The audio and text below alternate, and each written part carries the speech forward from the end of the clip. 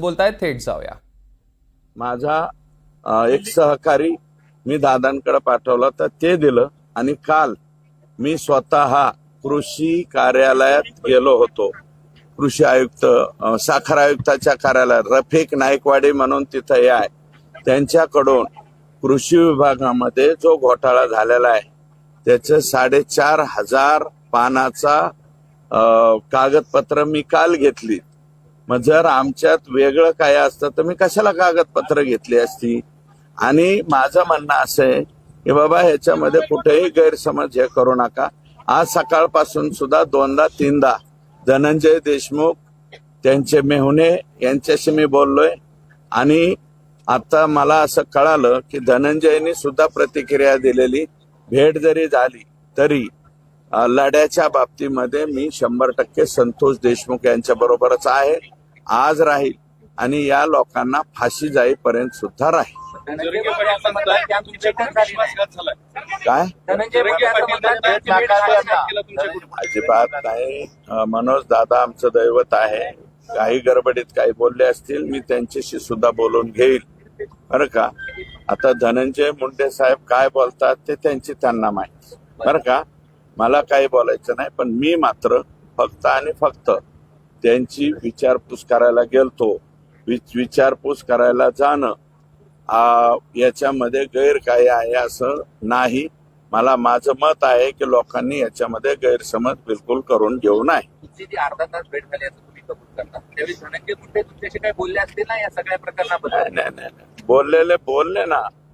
बावनकुळे साहेबही बोलले की बाबा असं हे करू नका ते करू नका. पण मी त्याच्यानंतर मी त्यांना स्पष्ट सांगितलं ना की संतोष देशमुखच्या खून प्रकरणाच्या बाबतीत मी काहीही ऐकणार नाही आणि माझं मी उठून आलो. काय बोलले धनंजय यांनी, काय म्हटलं तुम्हाला? ते काय म्हणत होते की माझा सहभाग नाही. मी म्हणलं तुमचा सहभाग आहे का नाही हे तपासामध्ये निष्पन्न होईल. तपासामध्ये संपूर्ण निष्पन्न झाल्याच्या नंतर जर त्याच्यामध्ये तुम्ही दोषी नाही आढळला तर नंतरचा प्रश्न येतो, आत्ताचा नाही. हे बघा, माणुसकीच्या नात्याने मला असं वाटतं माणुसकीच्या नात्यानं भेटायला जाणं गैर नाही. भेटायला जायलाच पाहिजे. माझ्या स्वतःच्या विरोधातलं जरी कोणी माणूस दवाखान्यात असलं तरी दवाखान्यात जाणं गरजेचं आहे. आदल्या रात्री भरणे मामा मंत्री आणि त्यांना रात्री ऍडमिट केलं होतं. हे कळाल्याबरोबर मी त्या ठिकाणी गेलो आणि मी इकडं तिकडं कुठं भेटायला गेलो नाही. खाजगी रुग्णालयात नाही गेलो किंवा इकडं तिकडं कुठं नाही. त्यांच्या निवासस्थानी भेटायला गेलो आणि निवासस्थानी भेटून मी लगेच मी निघालो. ही कल्पना नव्हती तुम्हाला? नाही कुठं दोन गोष्टी एकत्र करताय तुम्ही. दोन गोष्टी एकत्र करताय. 15-20 दिवसापूर्वीची ती घटना आहे. बावनकुळे साहेबांच्या निवासस्थानी मला त्यांनी जेवायला बोलवलं होतं. मी तिथे गेलतो. नंतर धनंजय मुंडे साहेब पाठीमागून आले आणि बावनकुळे साहेब एवढंच म्हणाले की तुमच्यात मनभेद आहेत का मतभेद आहेत. आम्ही म्हणलं संतोष देशमुखच्या प्रकरणाच्या बाबतीत बैठक आहे का. ते म्हणले काही मिटेल का. मी म्हणलं मिटणार नाही, संपलं विषय. तुम्ही तुमच्या ठिकाणी खंबीर आहात, पण अशी भेट घालून घेऊन भाजप कुठंतरी धनंजय मुंडेंना फेवर नाही असं नाही. एक मिनिट आहे का. योगायोगाने ते कदाचित आले असावे. त्यांच्याकडं महसूल मंत्रीपद आहे. काही कामानिमित्त आले असतील. पण समोर बोलल्याच्या नंतर बसा म्हणल्याच्या नंतर चहा प्यायला अगोदर जेवायला बोलवलेलं होतं.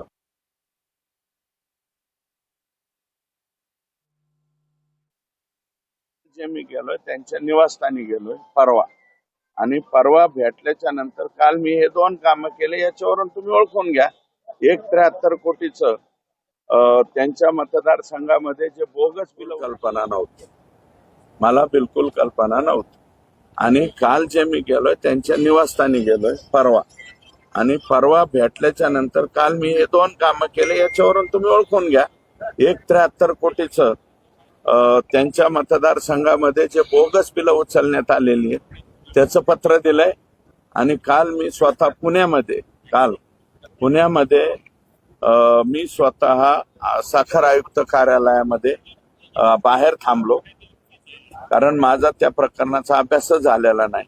त्याच्या आधीच बाईट द्यायला नको म्हणून मीडिया माझी वाट पाहत होती तिथं.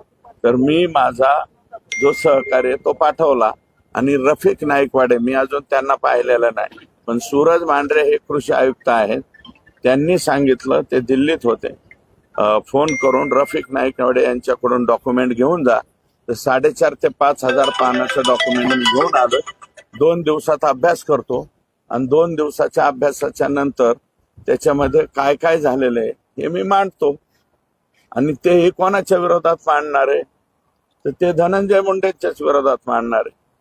आणि आणखी कोणी कृषी मंत्री त्याच्यात सहभागी आहे का ते बी मांडणार आहे. असं आहे की सामान्य माणूस, तुम्ही जे लढा लढत होतात तुमच्यासोबत उभा राहिला, खंबीरपणे उभा राहिला, मात्र एकीकडे तुम्ही रस्त्यावरती लढाई करत असताना 2 वेळा भेटी घेता. 2 वेळा सामान्य मी माणसाच्या मी मनामध्ये शंका उपस्थित करणारं नाही. एक मिनिट ऐका, मी 2 वेळा भेटलेलो नाही. तर मला प्रदेशाध्यक्षांनी बोलवलं होतं, मी तिथं गेलो, ते अचानक तिथं आलते, त्यांचं काहीतरी काम असेल. आल्याच्या नंतर समोरासमोर बसा म्हणले, बसलो. हा, ह्याच्यात काय मिटणार आहे का? मी स्पष्टपणे माझ्या प्रदेशाध्यक्षांना सांगितलं, हे मिटणार नाही. आता याच्या पलीकडे काय सांगायचं? जरंगे पाटील असं म्हणले की इतक्या क्रूर माणसाला तुम्ही भेटायला जाता, मग मराठ्याच्या लोकांनी कोणाकडे न्याय एक मागायचा? मिनिट ऐका, मी काय म्हणलं, दादा आमचं दैवत आहे, त्यांचा काही गैरसमज असेल, झाला असेल, कारण क्विकली लगेच बातम्या पसरवतात. आणि माझं मत आहे की काल मी भेटायला गेलो याची सुद्धा बातमी कोणी केली? मी भेटायला गेलतो काय, माणुसकीच्या नात्याने भेटायला गेलतो, माणुसकीच्या नात्याने भेटलो, माझं मी गाडीत बसलो, निघून आलो. तिथे फारसे लोक नव्हते. मग हे असले डाव जे आहेत ना, चालीबाली, मला कळत नाही. पण मी माझ्या कामावरती, माझ्या कर्मावरती ठाम आहे. मी काल तिथून निघाल्याच्या नंतर, आणि ते तुम्ही वाटल्यास अजितदादांना सुद्धा विचारा, त्यांना पत्र पोहोचलं का नाही. त्याच्यानंतर मीडियाचेच तुमचे प्रतिनिधी, काल मी डॉक्युमेंट घेऊन, मला वाटतं एका टीव्हीला बातमी सुद्धा आली की माझ्याकडे सुपूर्द झाले म्हणून.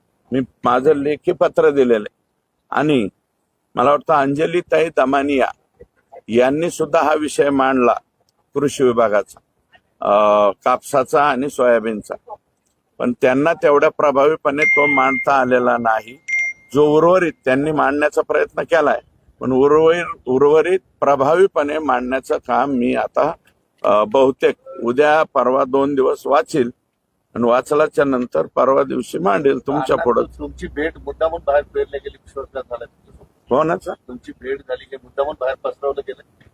तर मला माहित नाही कोणी असं केलं. हे बघा, एखाद्याच्या म्हणजे त्याला रात्रीच्याला त्यांना त्रास झालेला होता म्हणून त्यांना दवाखान्यात नेलं, हे मला कळालं. भरणे मामा आणि त्यांनी दवाखान्यात नेलं हे कळालं.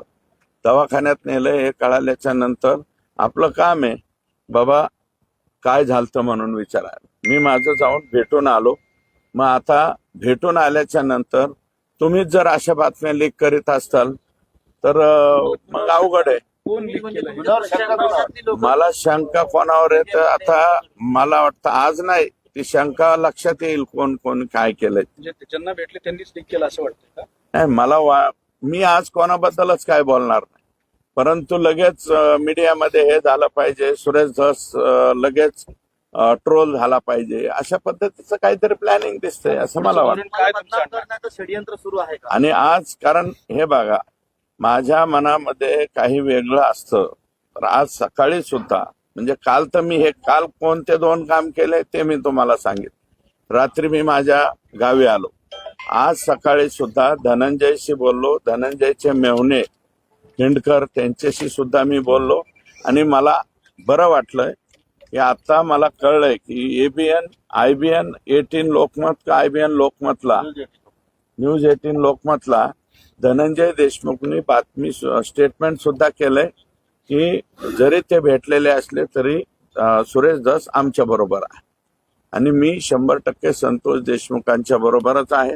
मी महादेव मुंडेच्या सुद्धा बरोबर आहे आणि सोमनाथ सूर्यवंशीच्या सुद्धा बरोबरच राहील. असं धोरण काय आणणार तुमचं कशाचं? इथून पुढचं या सगळं? हे बघा, मी लेखी पत्र सुद्धा लिहिले, ते मीडियाला सुद्धा देईल उद्या परवा. तेली साहेबांना काय पत्र लिहिलंय, आयजीला काय पत्र लिहिलंय आणखी, कारण आता हे मला पत्र सुद्धा व्हायरल करावं लागतील ना. दुर्दैवानं तुम्ही माझ्या बद्दल शंका उत्पन्न होईल अशा प्रकारच्या जर न्यूज काही लोक मुद्दाम करीत असतील बरं का, तर मग मला ते पत्र सुद्धा द्यावे लागतील.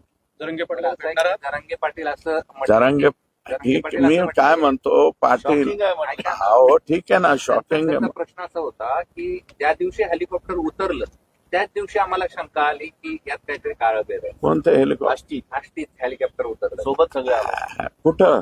आष्टीला.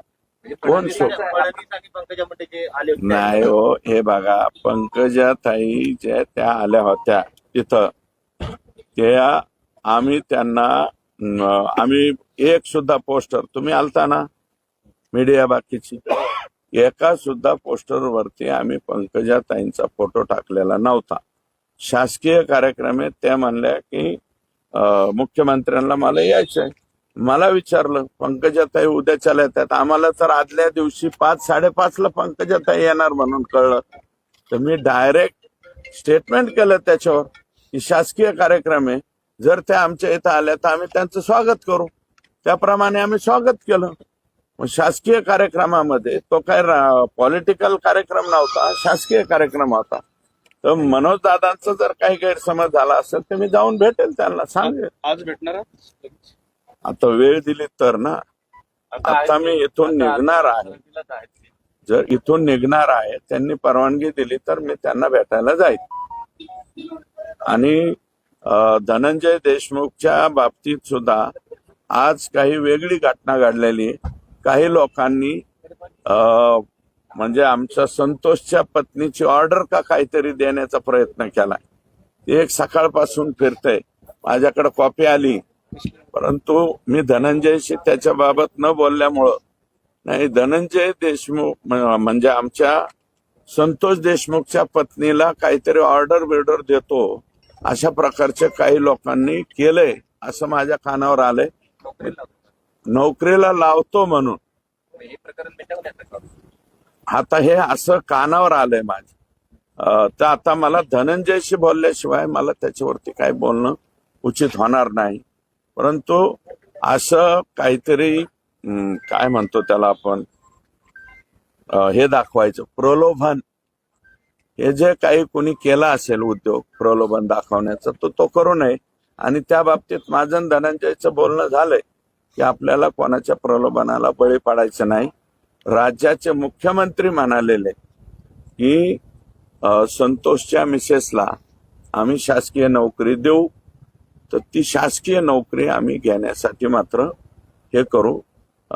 म्हणजे ते यांच्या संतोष देशमुखांच्या पत्नीच्या बाबतीतही आणि सूर्यवंशीच्या बाबतीतही त्यांनी ते स्टेटमेंट केलेलं आहे. वाकोडे साहेबांच्या मुलाच्या बाबतीतही स्टेटमेंट कोणी केलं. आमिष दिलंय तुमच्याकडे काय माहिती? कोणी आमिष दिलंय ते? मला पूर्ण माहिती नाही. आता मी गाडीत बसल्याच्या नंतर बोलेल. आणि मला असं कळलंय की आम्हीच दाखवण्याचा प्रयत्न केलाय. ओके. तर आपण बघितलं भाजप आमदार सुरेश धस बोलत होते आणि त्यांनी यावेळी दोनदा धनंजय मुंडेंची भेट घेतल्याचं म्हटलंय. 15 ते 20 दिवसांपूर्वी एकदा बावनकुळेंच्या घरी पहिल्यांदा धनंजय मुंडेंची भेट झाली आणि त्यानंतर काल त्यांनी दवाखान्यात जाऊन भेट घेतली.